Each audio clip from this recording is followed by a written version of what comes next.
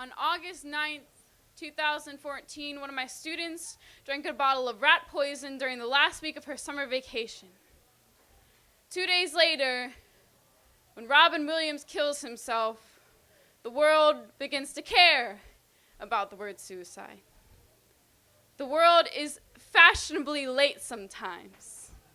Humans like to imagine what their funerals will look like, but don't leave instructions for dealing with their passing. They pass through our lives, leaving hints for us to obsess over after they've left the bottle on the nightstand.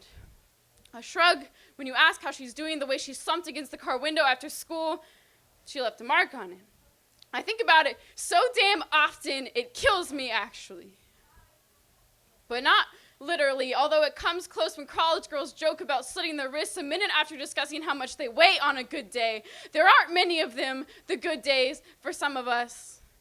Although others claim it's all about your manner of perspective. Yeah, I get that, but it's also a matter of chemicals in your brain, the way things work out when it rains too much and you don't have the courage to smile enough. Let's not forget that Robin Williams was a comedian, people.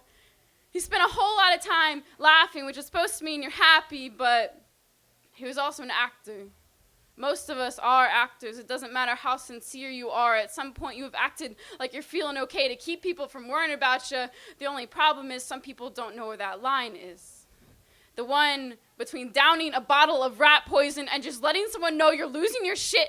She found it easier to open her mouth for the poison than to say, hey, you know, I feel like I swallow the sunrise some mornings and spend the day in pitch black. 7 a week, in fact. Or maybe she made that shit obvious and someone like me lacked the ears to hear it. That is what keeps me up at night, honestly. That and some idiot at the party next door who won't shut up about his fiat. Or how many girls might be blowing up his phone.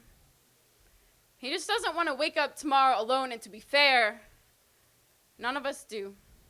Although we wouldn't want to admit it, no, we'd rather roll the punches till we roll into a ditch. We get stuck there on that line I was talking about.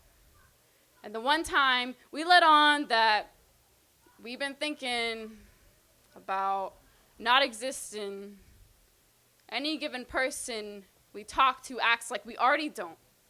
Like, they'd rather be talking about the weather, or they'd rather be talking about that hamster on YouTube that eats tiny burritos, or they'd rather be talking about anything but how your week has turned to black and there's no one waiting back at home for you. Now, we spent a lot of time talking about that celebrity who killed himself. Now it's time we start listening to our friends. Thank you. McMillan.